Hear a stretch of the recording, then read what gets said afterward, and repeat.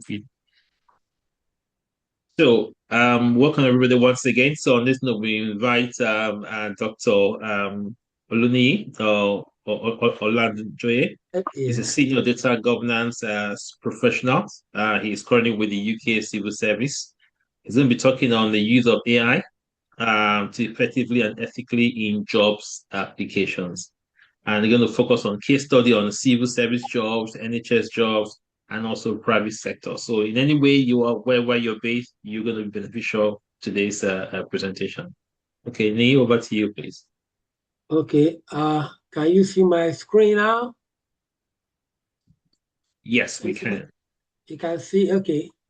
Thank you very much, Mr. John. Thank you very much for what you have been doing for us. Okay. Straight to the straight away. Let's go to it. Civil service. I just say that when I got to know about civil service first, I challenged them one day. I said that I said they do not employ British. They only employ British national. I was on a confirming one of these organized talk that they did. They said no. I said okay, it's difficult for you to enter civil service. You have to write a lot of things. They said no. They told me that it's just a personal statement. Only one interview, which most time will be a video interview. That's why I now read about it and I applied. I realized that it's one of the I realized it's so easy to enter to apply to civil service. Then when I applied, I joined it, it was easy to enter. Though it's a bit challenging now because many people know about it.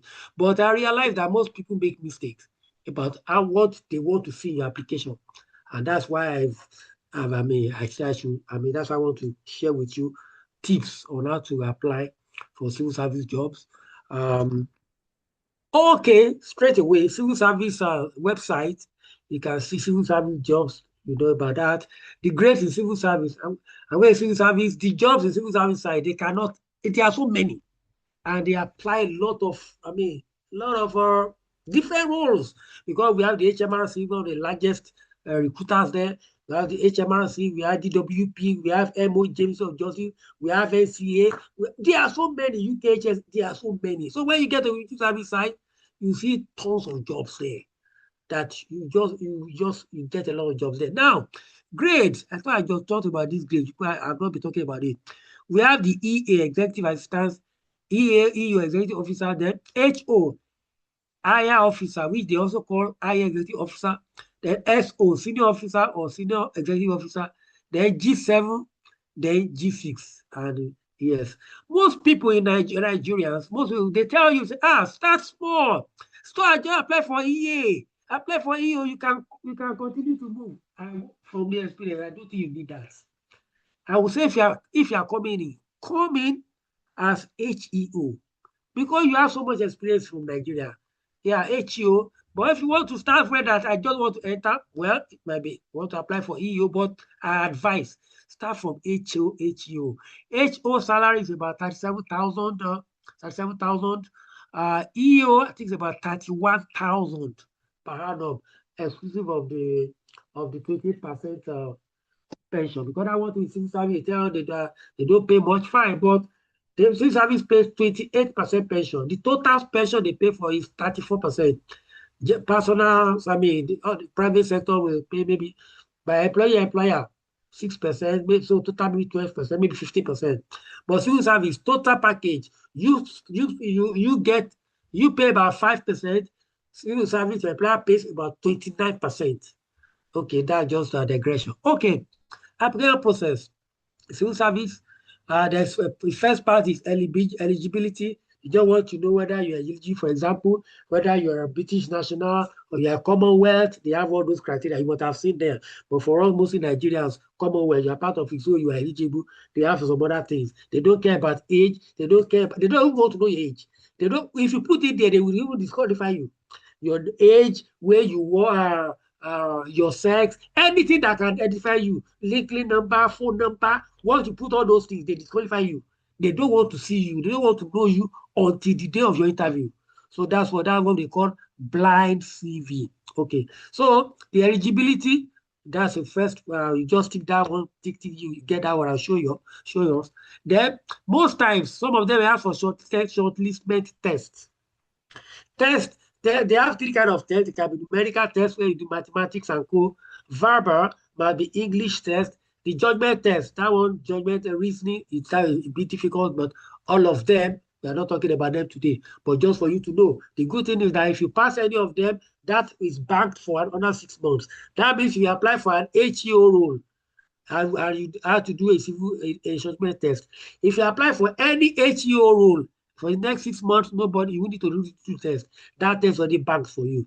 Then if you're able to, if you pass the shortlisted test, then you now apply for that job after that. And that's what I call shortlisted application. I'll show you the all this. And with that shortlisted application, you have these different areas. We have the CV section, uh, CV section. CV section, they talk about name blind. Don't worry, I will show you this, all this. Name blind means that they don't want to put anything. If you tell them that, okay, you graduated from Manchester University, they will not shorten your CV. Because you have mentioned university, they don't want to know where you came from.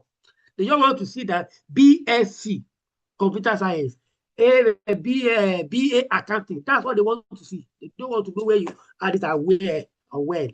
Okay, so that everything will be fair. Blind CV. Most times they don't have you don't attach the CV. You copy and paste because somebody they don't want somebody to say, "Oh, this CV, the formatting is good." No, they don't want to. They don't want to be biased. So you copy and paste so it will show the same format for everybody. Yes, at times these they realize that some, like about maybe 1% or 0.5% of application, they can ask you for the length that for your CV, they might want to see 100 maximum of 100 words. I've seen that. If you do more than 100 words for such, they will disqualify that. They did it for me one day, and they sent me mail that because I did more than that. So they will always put it in bold, but it's rare. Okay, the employment history and previous skills. This is where we have to be very careful. This is where people miss it, civil service. This Yes. Just a quick one though. On your screen, I can see the cookies on civil service career sites. You can see what I ca- no, I can't see Word. I'm only seeing the site, oh the no no civil no no. service career site. That's what I see Sorry right now. sorry Then sorry. there's Excel behind it. What you should have seen. Okay, Sorry. yes, now I can see it That's now. what you should Yes. have been seeing. Okay. So Okay, good. sorry, yeah. Okay. This is what you have been seeing. Where you use to screen. That's where it happens. Okay. Okay. Okay, it's all right. Okay. Okay, fine. This is what I'm talking about. Civil service website, grade. I talk about that. The application process. So I mean, thank you, sir. I'm here talking about eligibility. I've talked about that. Shortlistment test, numerical test, verbal test, judgment test. I've talked about that. Shortlistment. I just talked about this. Talk about the blind CV that you don't attach CVs. Then you some specify length. That's why I stop. So for civil service, let me go to the screen. Let me show you straight. So that for this CV section, employment history and previous skill experience. Okay. Okay. Where's my screen there? Okay.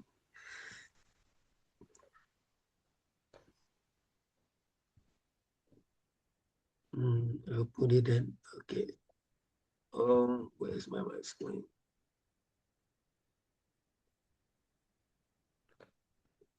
Okay. Okay, let me use this. Okay. Okay.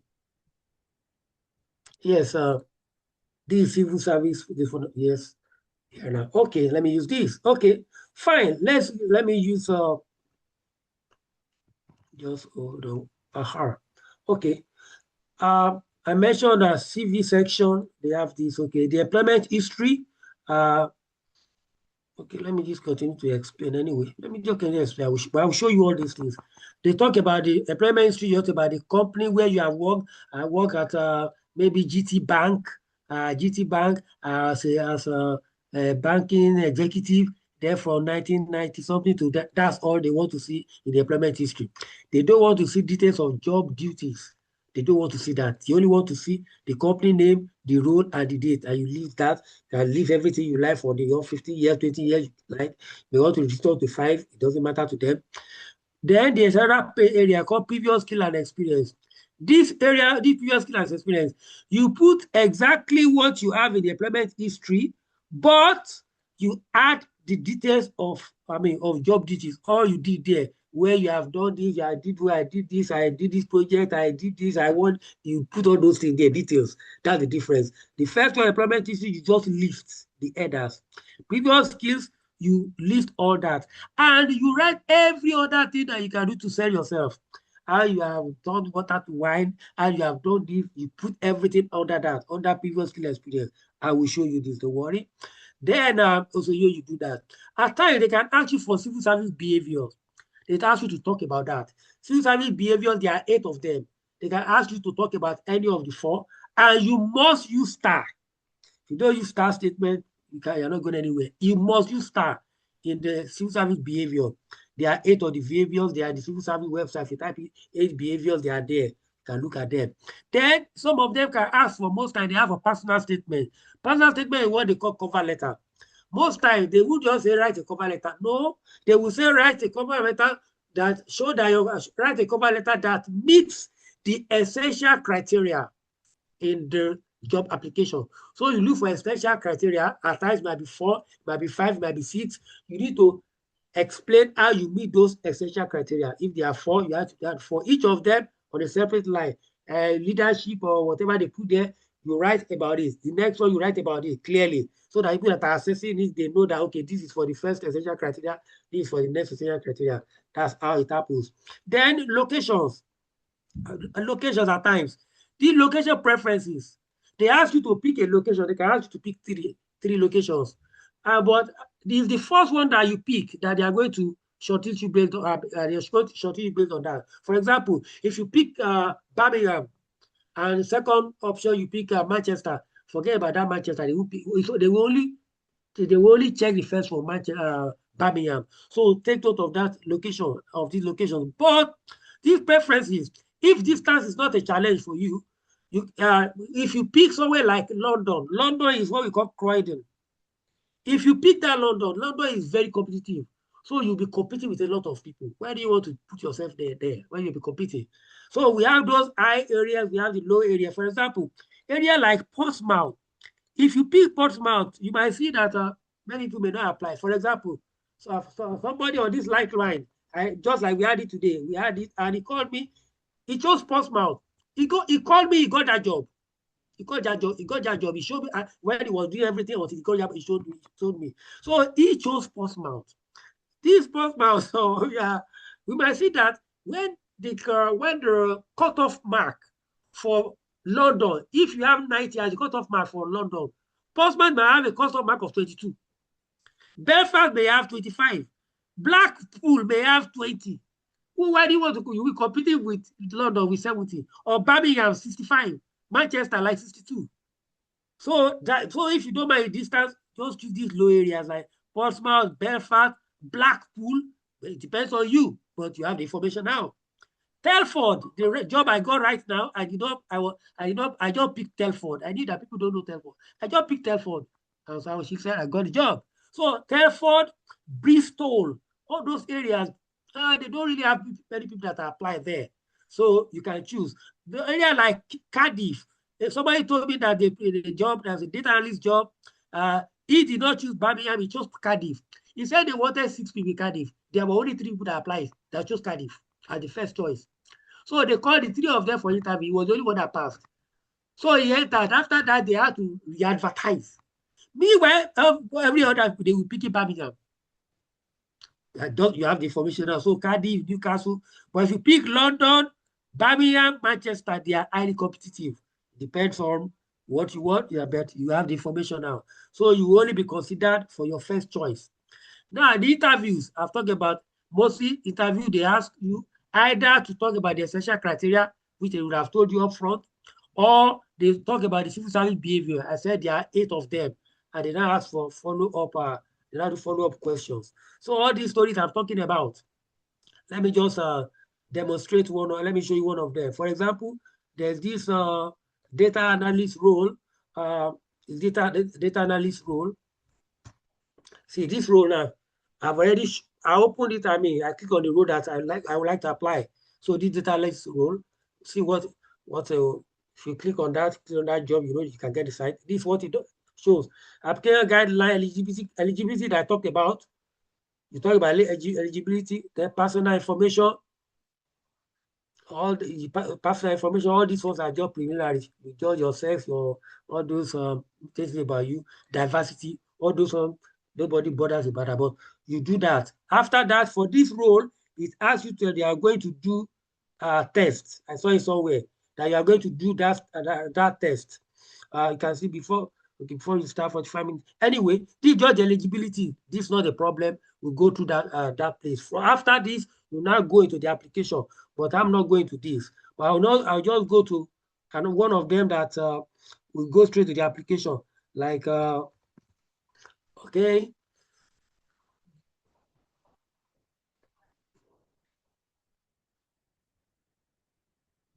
Okay, see this rule.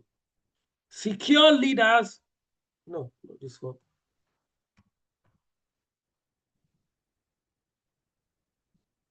Okay, future technology service project manager. Okay. Yeah. See this role. Future technology service project manager. I want to apply for this job now. Yes. Okay, see. This job I want to apply for. You see now. He asks for CV, behavior, and declaration. See CV now. CV, we got the employment history here. So what you can see previous history, employment history, previous skills and experience, and so let me just so what they want to see there. If I can just go to my just go to my CV so that I just demonstrate quickly. Okay, okay, let me just speak. Okay. See, this is my CV now. This is the CV, one of the CVs. Okay, so all they want to see, I'll just go to my national experience. What I do, I just copy all this where I worked. Okay, just pick it up.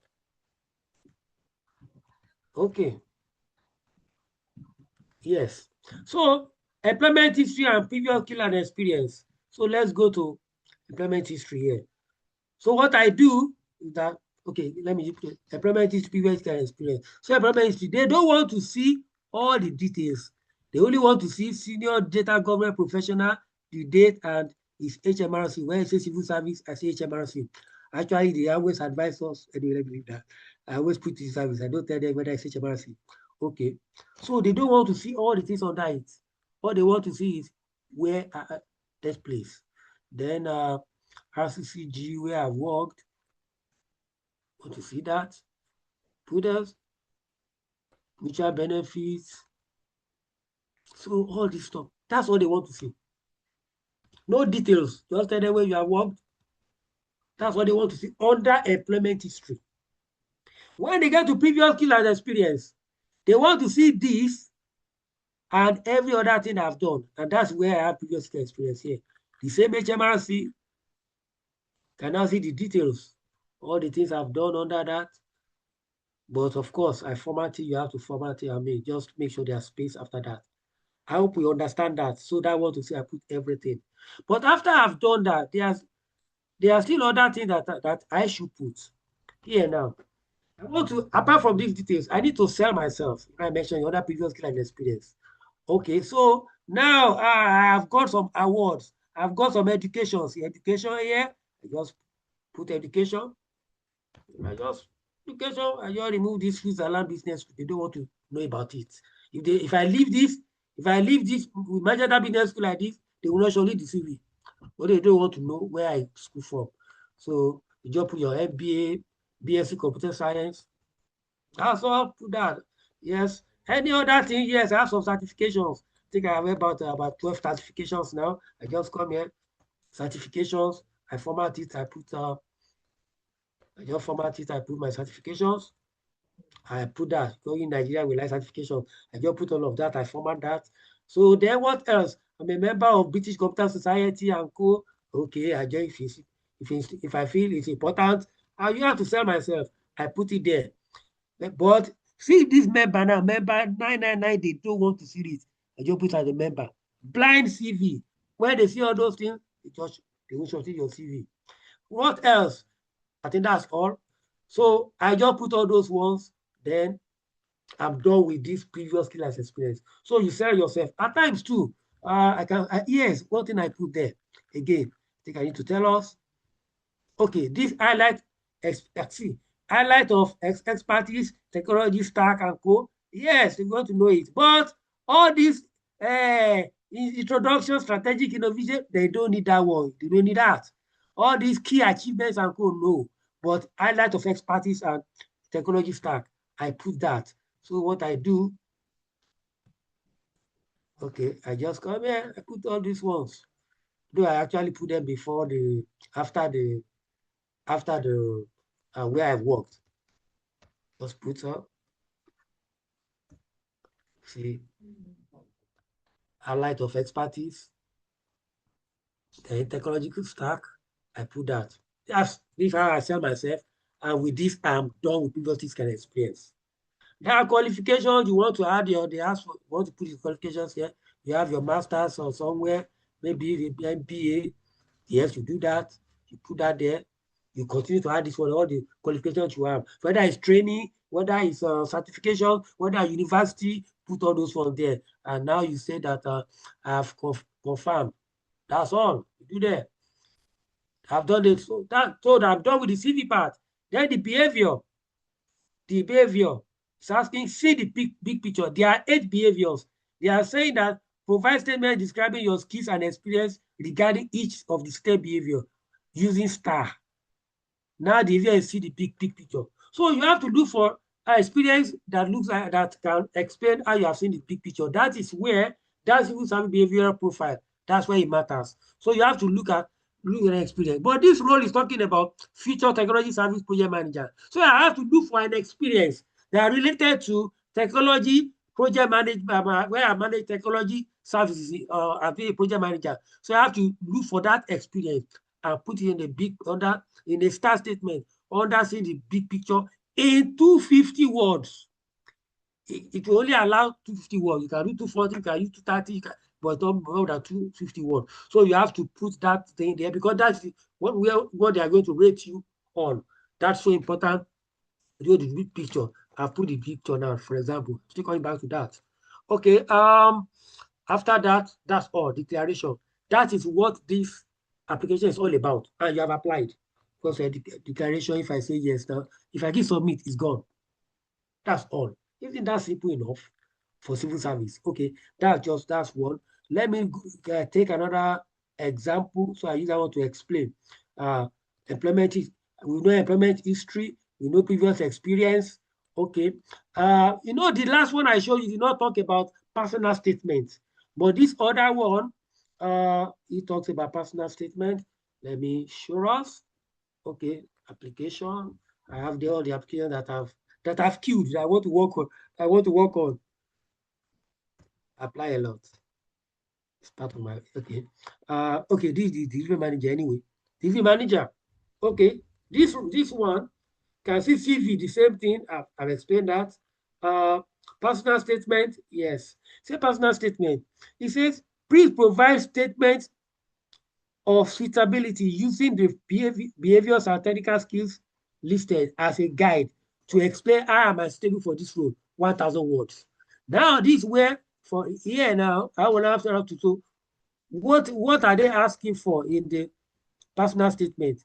I have to look for the essential criteria. I have to look for the essential criteria. Where do you get that? Just go to the job description. The job description. This job description, you see that you just go look for the essential criteria, and they will be somewhere there. Main responsibilities, essential criteria, skills. This is what they are interested in. You need to explain to them that how you meet these essential criteria. And this is what I do. Before when I started then, I will be cracking my brain to do this. But these days with ChatGPT, you don't have to waste your time doing that because to do that by the time you use your brain to write this one, and I use my ChatGPT to assist me, and my own will, I can refine my own more than your own. So, but whatever ChatGPT gives you anyway, you still need to ensure that you look at it before hallucinations and so that you ensure that it is a genuine something that is true that you are putting there. But what matters is that you use your ChatGPT or uh, or your co-pilot. I use ChatGPT I use ChatGPT. So I will show you how I do that. How it has helped me a lot in my applications. So I'm going to other place now. Okay, I've explained this. I show 8 behaviors. At times they ask you to demonstrate 4 out of 8. Leadership, see big picture, all of them.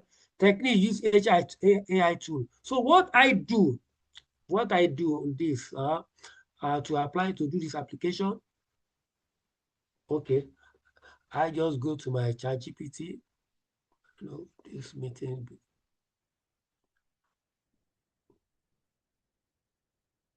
Okay, now what I do? Let me just click on the screen. Okay.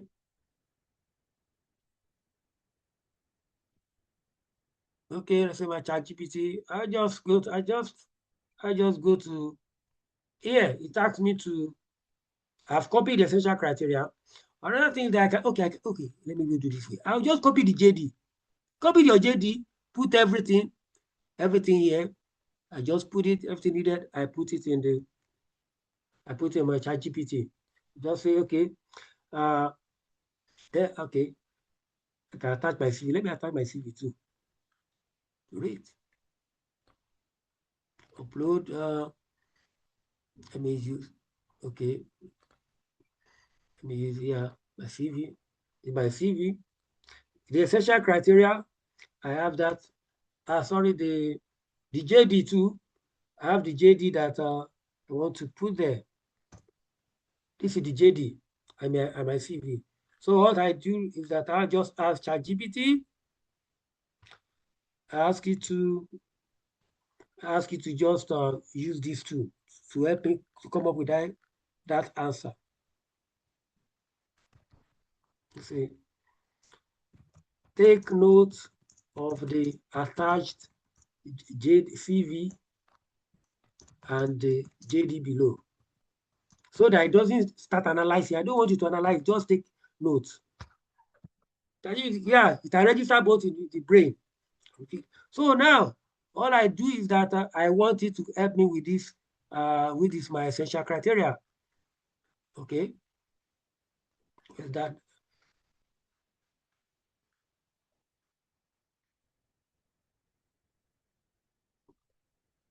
Okay. Wow. Okay. Yes.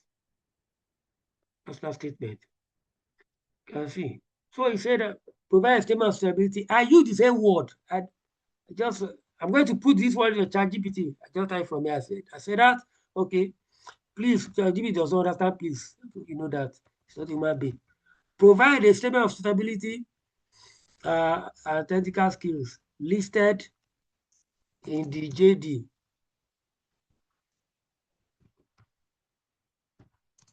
So I just say, using my CV, my earlier attached CV and JD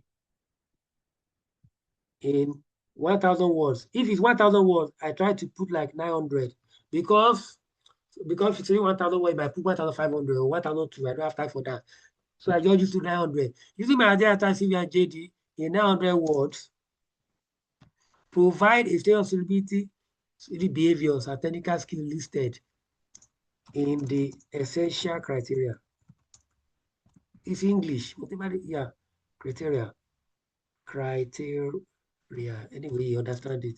Okay, to explain, whatever they put there, I just write it. My suitability for the role. But because the essential criteria, they are about 6, I can now say separate each of the essential criteria so that one per line, so that I won't do everything together in what is going to bring out.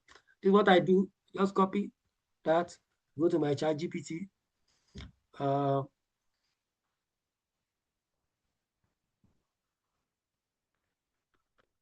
Where is that my ChatGPT?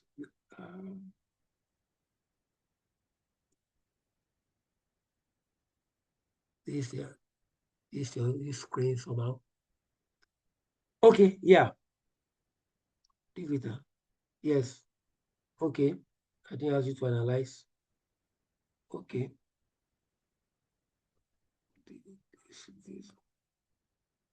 Okay, yes. Just paste it there. Using my earlier attached CV and the JD, you now will provide statements. Yeah. Enter. And this is it. You can see this is the first essential criteria. The second, this is the third, this is the fourth, fifth, sixth. It will rewrite everything. So all I just need to do, I copy everything. Just copy. I go to Word, new statement, Word. First thing, how many? What's the number of lines? Or something it shows somewhere. Yes, this is 1,258 words, but 258 and it words 1,000. You can see I put 900. This 1,258. So, but this you can see I don't need this table of suitability. I don't need all this part. Let me see if there's any other thing that ChatGPT put there. This version directly targets the essential criteria. No, that's not part of it. So it's actually 1,192 words.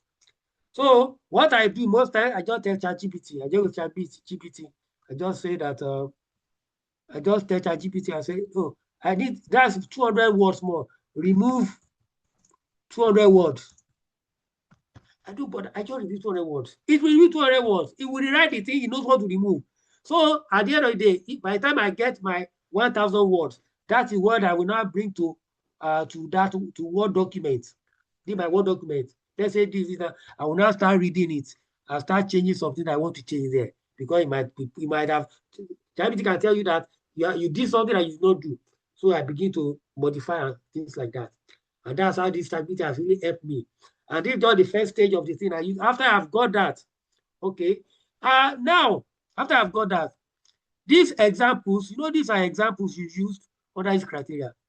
It might use and it has gone to my CV to check all the things I've done there. For example, it says in my current role, HMRC, I led strategic data government and co. In as a previous role, I did something. Maybe I don't like this example. I can ask ChatGPT that for this first criteria, it is to use another example. For example, now, these are deliver complex IT infrastructure. Let me now say how you use ChatGPT that will help you. Okay. This is the area I love most. I don't just pay like source code. Okay. Rate the first essential criteria.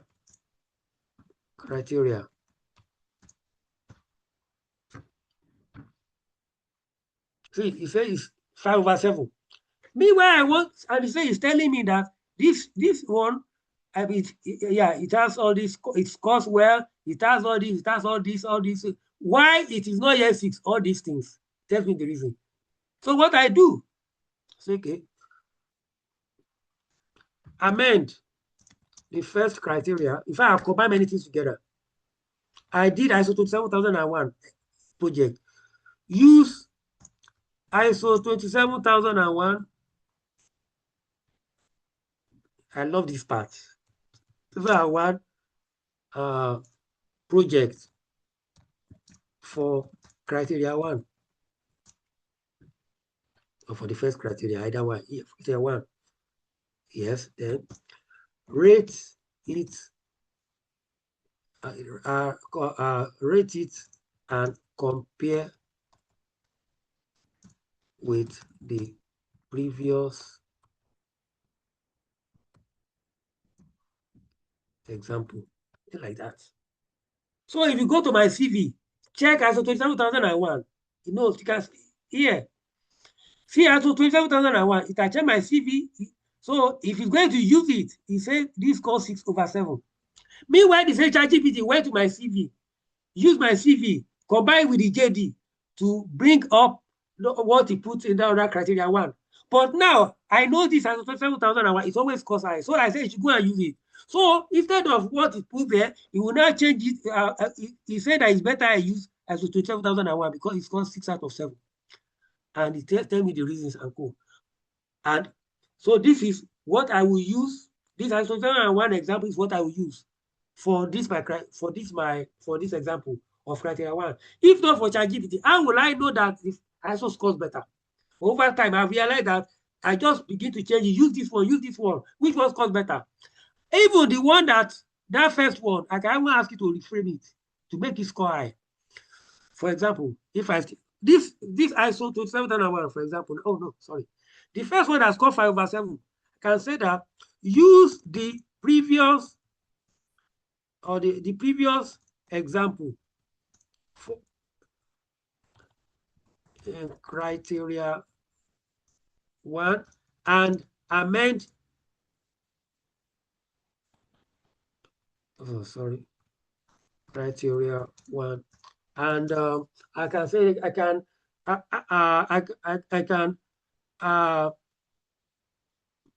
okay, I want to say all the weaknesses. Okay, we write taking note, rewrite and correct the weaknesses identified and rate it. It's just English, whatever, just put it, use the previous example. You go and take it again, what you used before. So all the weaknesses that you identified, it has tried to correct it. It knows what to do. We'll correct it. The original version is 5/7. Now it has corrected it. You can see the corrected version 6/7. So these are the things I use this ChatGPT for. So by the time I submit, most times they shortlist me because I just once he has made me to package it in the way that it aligns with the JD, with the civil service behavior, with what they want. Even when so it has helped me to package that, I will just look at what is wrong there, what is not, where it has overestimated, exaggerated. I just change that and I save it and I send it. There. What again, even when I want to do interview, because interview, they ask you for the same essential criteria or the star behavior. The star behavior that I'm going to put there, I would have used ChatGPT to analyze it. Should have told me this is the one you use, this is how you should write it. It would have put everything there for me. So when I'm doing the interview, I just put it, when they ask me the same question, something that ChatGPT has scored 6/7 or 7/7, I'll just be telling them. So now you are using your own brain, I know you are good. Me, I know, you are good. But you know that it's difficult for you to compete against machine. It's difficult. This is how you can use it to enhance what you have done. One guy was complaining at HRB office about 2 weeks ago. He was complaining that they were not shortlisting me again. I said, okay, call me after the meeting. Nigeria, and we talk. They are once in a month. So when I talked to him, I said, how do you I said, do you ChatGPT? He said, no. I said, who will call you? I said, life has changed. You are competing people that are using ChatGPT. He said they will not call you. I have to teach him this under 15 minutes. How do you explain this to him? So this is how I use this AI ChatGPT to help me to refine my applications. I think I will leave it. There are still other things to talk about. I think this covers like 80% of what I do on that. And I'm not sure, I don't know whether I have time again, but I think this will help a lot. Thank you very much. I think that should suffice for today. Okay, Mr. John, I think I am done. I've paraphrased what I do. Thank you. Any question, please? Oh, okay. If you have any question? Do you have any question? Hello? Can you hear me? Does anyone have any question? Yeah. Okay, I'm done here. So if you have any question, I can take question. Yeah, do you want to finish it up first, or you feel all done now, right? I think Okay, there's a hand up now. Jude's hand is raised up. okay, yeah, Jude, because I do you want to okay, ask the yes, question now? yes, I can take question. I think those are the necessary. Maybe yes. Yeah, go ahead, Okay, Jude. okay. Just a quick one. Does this apply for the civil service in Scotland? Because for me, I'm based in Scotland, so I want to know if this can work also for Scotland as well. Yes, thank you. Yes, civil service is saying UK wide, UK, Scotland, yeah, because Scotland is part of UK, yes. So it applies. Scotland, all the Belfast, Edinburgh, and co. As long as the application comes up on the civil service job, all of them, they mostly they advertise for there. Yeah. And yeah, so as long as civil service, it applies. Whether it's yeah, it applies. And this skill, this thing I talked about, how to use it, I use it for NHS. Whether you want to apply to NHS, it applies with private sector, anything you want to do. Before I started, NHS, I was not applying to NHS because you have to write about 15 different criteria. You have to be explaining what each of them. So I stopped applying. But when I discovered ChatGPT, I went back to NHS. I will just copy everything. All the 15 criteria, ChatGPT will write everything. He will write everything. So application to apply is so easy for me to apply. In fact, at times, I will not even apply until when it's about 1 hour to expiration. When it's about 5 days, but I won't bother. When it's about 1 hour to the time, 1 hour to the closing time, around 11:55 when it closes. So I start around 10. And in 1 hour, I've done my application. I've done two at times. These are things that yeah, take me 15 minutes or 20 minutes to apply because I've mastered how to do that. So it applies and it's applicable to other roles, NHS and co. Okay, any Okay. other question? Yeah. Take note of STAR. I didn't explain STAR, but I'm sure you know STAR by now. They ask you to talk about leadership. You look for an example. When an example of one example, your CV, you write it in a STAR using STAR. Just ask ChatGPT to do it using STAR. It will do it. It will do it for you. Thank you. In 240 words, use my ISO 2701 example for leadership behavior. As simple as that, with all the other errors, application errors are typed.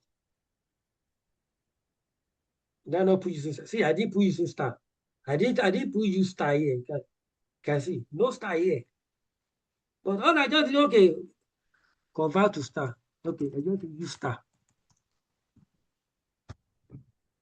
To change it to star.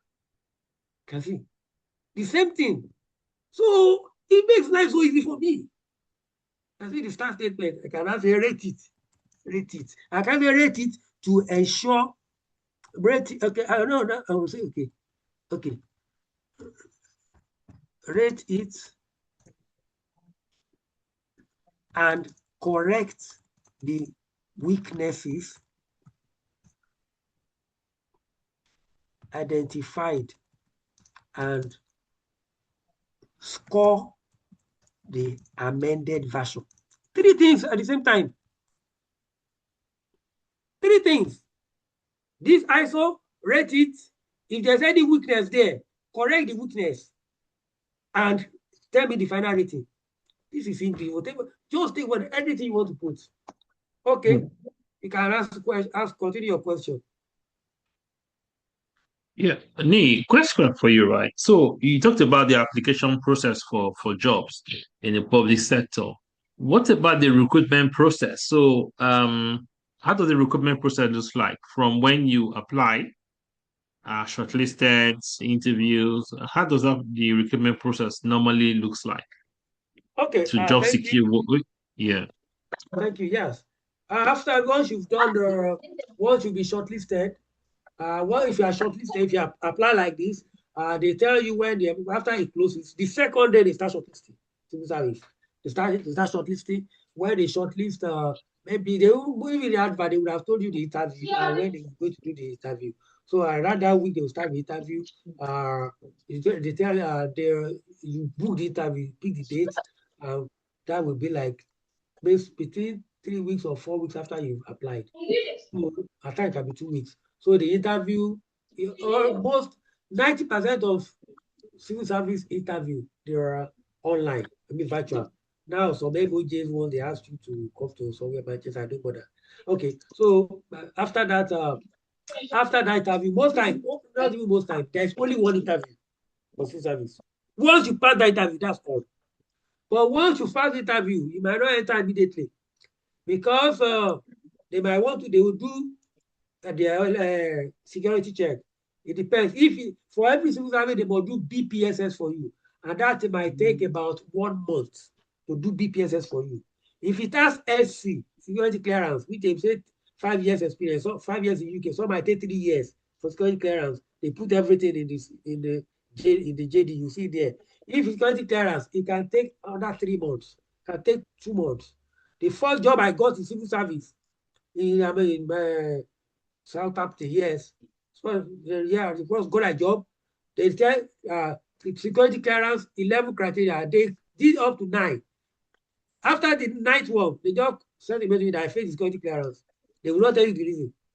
That's why I lost that job. Senior officer. I now got to that was a senior officer role. A year after, I got an HEO, a level lower. Imagine, not because of Okay. it takes about 3 Yeah. months to 3 months. Right. Okay. All right. Yes. Thanks for that. Yeah. Andrew Safame, you have a question, right? Yeah. Yeah. Thank you very much, sir. Thank you very much, Brani, for that presentation. I lecture in all college, and we are just currently marking. I was marking a student script today, and I found that it was 98% AI. And then there's a question with that. Now, my question to you, sir, is do you put your CV and then put the essentials, or you just allow the AI to generate what you want it to generate? Because they don't say where one has plagiarized or copied somebody else's idea or something like that. That's my question, sir. Thank you very much. Yes, for the civil service application, you know what? That's why I said that. I first the JD, the CV, I uploaded it just like that. JD, I pasted that. I said I should come up with the essential criteria or the personal statement.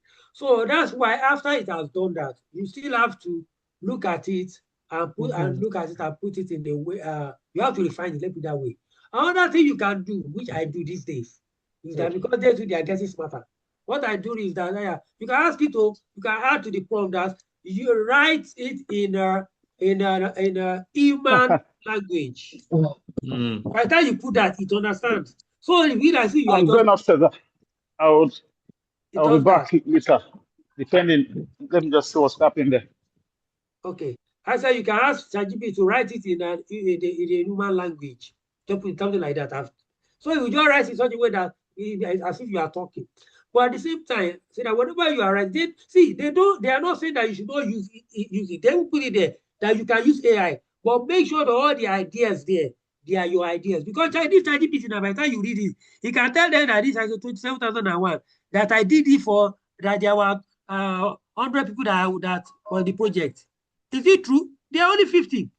So I have to check that it does not put all those things that I did not do.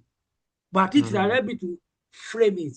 So at times they ask me, did you use they put in the application that did you use ChatGPT or AI in your application? I put yes. I say I put yes, I use it to refine my thoughts. Always I put yes because they know that we use it. Yeah. Now the marking, my sister is a lecturer, she are talking about this thing. And people are failing because of that. That's why when ChatGPT brings something for you, it's not just about pasting it there. You have to read it. It's just to guide you so that you have to refine it yourself. Or else they have the AI too that will read it and say that this came from ChatGPT. My sister is a lecturer and she has told me that people are failing because of this. People are lazy these days anyway, no children of these days. So it only to help you. Say it's a co-pilot. It's not your pilot, it's a co-pilot. You are the pilot. So you have to, you are the pilot, just go. Indeed. Me, I have another question. Claire has a question. Yes, Claire? Claire. Oh, good evening, sir. And thank you for the session. Good evening, John, and everyone else. I made I when did I apply for two business analyst roles in civil service? I've had to wait a long time because I didn't get back. I was getting those automated responses that, oh, it's taking a long time. They're supposed to have, those kind of emails that you get to hold on. Yeah. And then eventually they came up for each of those applications that they were unsuccessful. In fact, one of them, which I didn't really think too much about, it was a senior BA role. That one, they came and said, "Oh, you made it that," but unfortunately, they've had to raise the benchmark. Benchmark. And yes, Okay.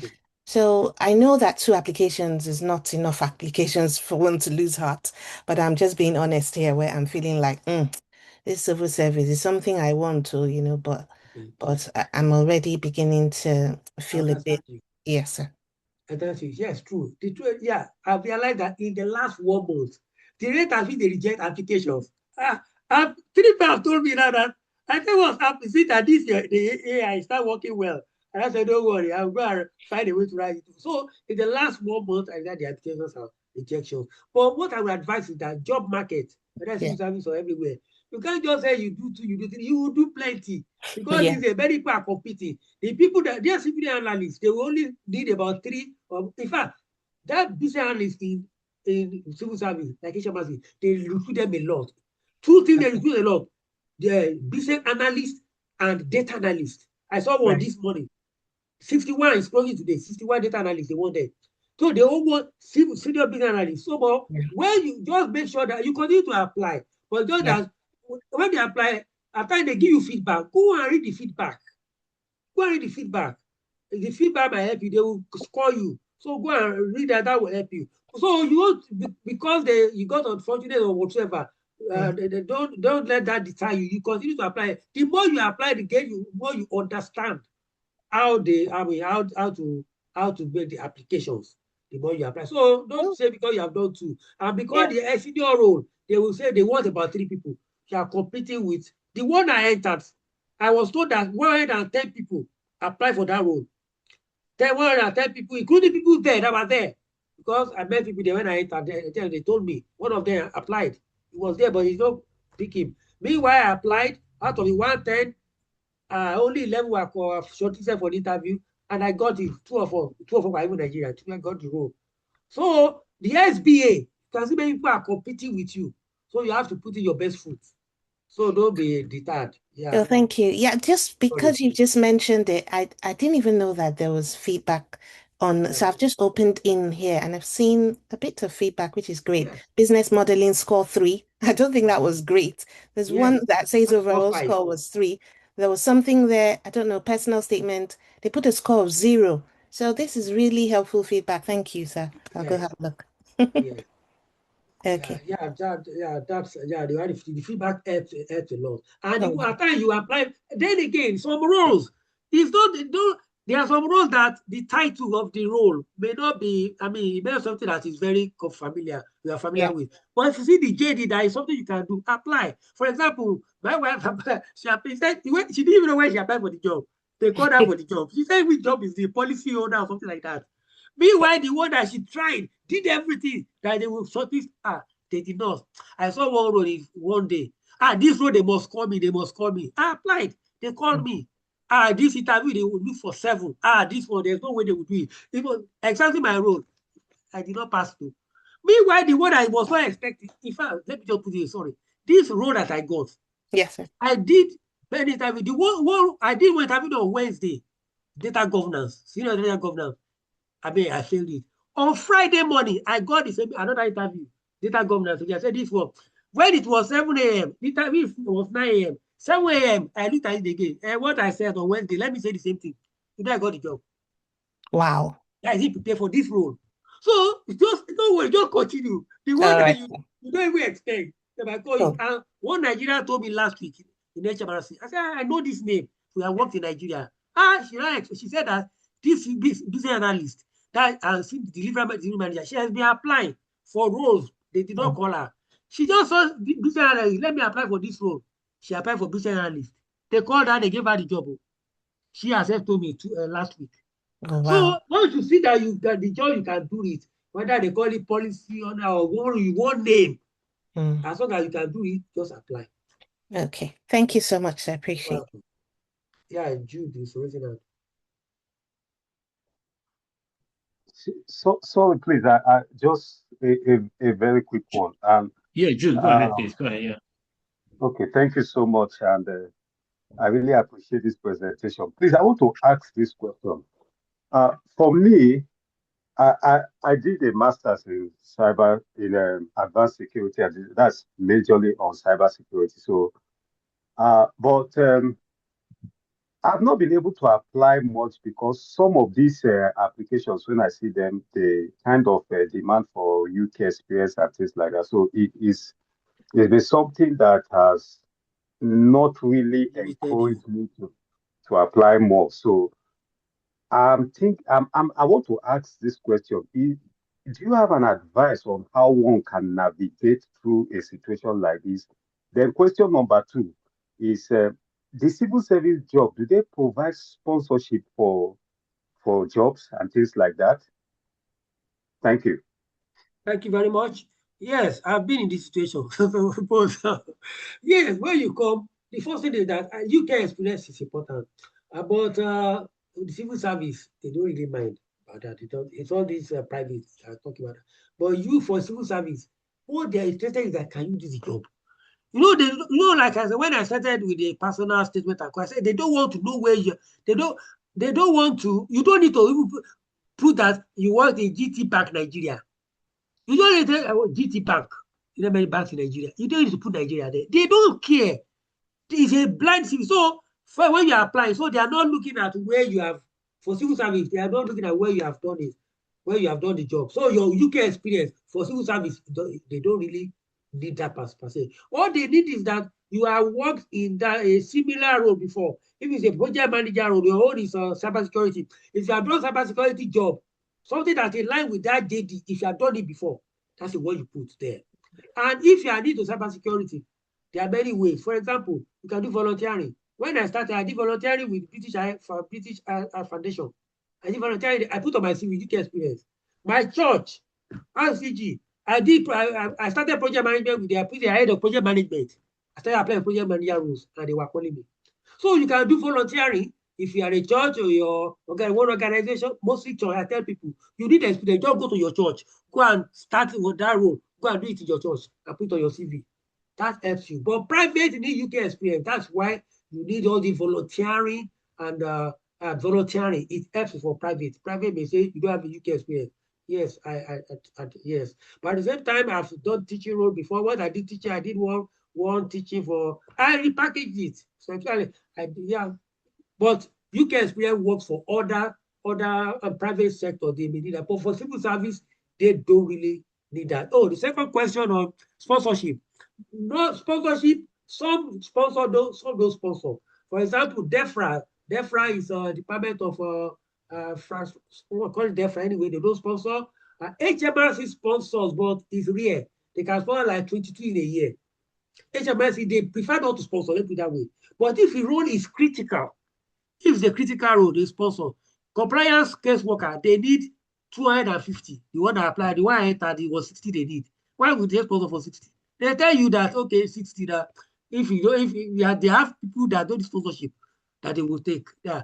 So if it's not a critical role, for example, I talk about EA, EO, HEO, SEO, G7. For them, if you are not G7, they may not sponsor. They may not, from my experience. But I've seen people that somebody is he himself told us he was sponsored, he was an officer, HEO, in data, statistics, data analytics. They sponsored him. But it's important for us to know do that. At times, HMRC wants to sponsor, but government has their rule. For example, if you do your masters in UK, you know the government bar is a 31,700 salary. But if you did not do your masters in UK, that means you go for the they call it going rates.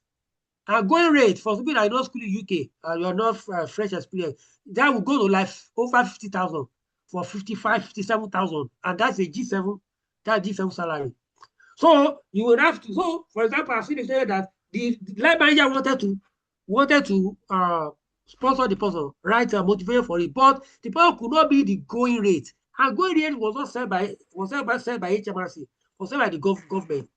So that's why most times it's like G7 role, which is like 55,000 and co.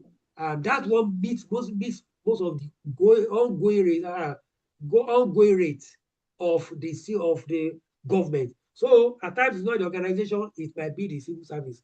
But that's why, sorry, it might be the government. So some sponsors, DWC sponsors, HMRC doesn't sponsor much, but the sponsor people, MOJ two sponsors, UKRI sponsors, all those ones in Scotland, most of they sponsor.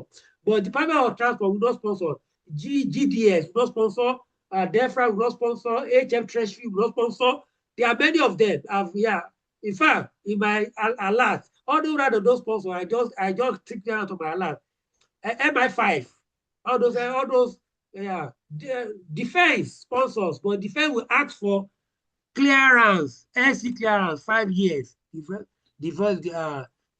defense will ask for that. So that's about sponsorship. But apply most of them that they tell you if for private sector, no, let me use private sector.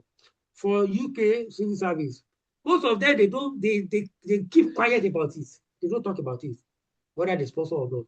It is well, but you can send a mail to them that you can send the mail to them. They always have email address for the JD. Send them mail that do they sponsor, they will tell you, they can tell you no problem that when we get to that level. But some of them will write it that they don't sponsor, that the Department of Transport. That they will put it there. Once they put it there, they don't bother about those ones. But if it's not written, you can still do that. But at the same time, I just said a Google check on myself. Does this one sponsor? But if it's not written, you can still try that. Okay, thank you so much. Thank you. Thank you.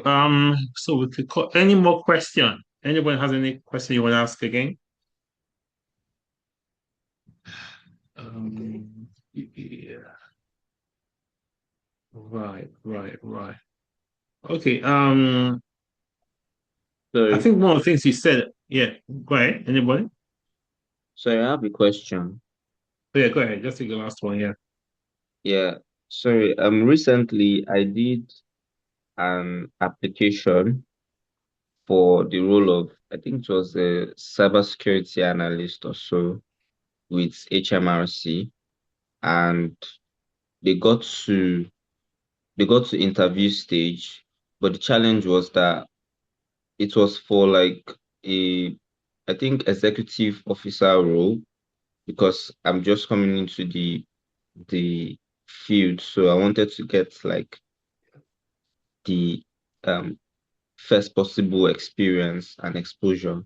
But I learned earlier, right, from research that for EO roles, sorry, that they don't require SC clearance. However, when I got to the interview venue, the guy to interview me was telling me that I needed to do SC clearance, that if I've not stayed for at least 3 years, and if I don't have the SC clearance, they won't be able to do interview for me. So I want to be sure, right? Because someone else told me that it could vary, right? But I don't really know what the standard is, right? So I just want to be sure, like for which and which is SC clearance required when it comes to like the levels. That's my question. Thank you very much. The SC clearance is not anything about level. It's about the department you are getting into. I want to enter my office now. There's a place that my car must not enter the security room there. Then where we have security guys, they don't allow anybody to enter there. So if you go in security, any security role, most let me put it this way. At EO level, I'm not surprised. This is the first time I'm hearing it. That EO, they're asking for security clearance. This is the first time. But I'm surprised. I'm surprised to hear about that. Because, someone told me about a month ago to that for compliance case worker, which is a compliance case worker is most times they are HEO or EO role that they ask for security clearance. I'm sorry, somebody told me about it, but it's real at that level. They hardly ask. So, but if there are other ones like MD, Minister of Defense, or NCA, National Crime Agency. Those were the advert. Even when you are applied, they ask you, have you spent 3 years minimum? They ask you, because some say 5 years, some say 3 years. So yeah, so I'm surprised for this one. This is a rare occurrence. So I advise when you apply for that EOHEO role, security clearance is rare. And 55 is rare. But if they say they want it, then if you have not spent 3 years, it may be different. I've seen someone, he just about 6 months, he came to UK 3 months. I mean, the guy came to UK in less than 1 year. He got a G7 role. They have for security clearance. He said they wrote it in HMRC, they put a waiver. They said, don't worry, all the security area, where the things that require security clearance, we will not allow you to do all those ones. But all the things that do not require security clearance, that will be giving you that kind of job, because they needed him as an enterprise architect. They needed him. So they waived it, the G7. I know another person too, G7. He said that when he got the role, that was home office. They said security clearance. He said he has not spent 5 years. He said, don't worry, they said, don't worry, they will write a waiver. So they wrote a waiver. They did the clearance, but they did a waiver that, okay, he has not spent up to 5 years, but he has spent 3 years, then move on. But this first person, he had only spent 1 year, and they waived it. But that was about 2 years ago. The thing is is getting more competitive now. Yeah, so if you requires clearance, security clearance, well, 3 years in UK, but it's rare. It's rare for that level. But when you are getting to G7, G6, they will ask for it too, or you ask for the clearance, security related role. Someone told me that he doesn't want to apply for security roles because they require clearance, but none of them. None of them. If your job does not require, I mean, if it's about governance, for example, security now, we have the non-technical part of governance, of IT, of security. All these ISO 27000, all these GRC. GRC does not require security clearance. They won't ask for it. So if you're asking for those ones, but when you're asking for ethical hacking, all those kind of stuff, where you go deep into their systems, that's what they may say they want security clearance. But GRC part of security, they may not require. Yeah. So if they say that, but it's real at EU level, and it's very rare. Very rare. Okay. All right. I think we'll call it a day. I want to thank you once again, E, for today's presentation. And I think it's been very, very I think I should thank you so much. There's a lot of say thanks, and it was very practical. I like the one you showed the screen, you show how to put the applications and how to apply. It was very, very practical. And I just want to thank you so much for all the tips and all the guidance. And I hope that will help everyone in the forum who is looking at going towards the civil service or applying for public sector jobs. I think they were very, very useful tips. So I've done the recording. Yes. Hopefully, I will share that in due course to the members of LikeMinds and the attendees as well. So on behalf of LikeMinds, I will say thank you. Once again, I told you this is we're an African professional network in the diaspora. If you're not yet part of LikeMinds, you want to be part of LikeMinds, let us know. We're happy to have you on board. Nii, once again, thank you so much, and Welcome, sir. Thank you, everyone, and have a very good evening.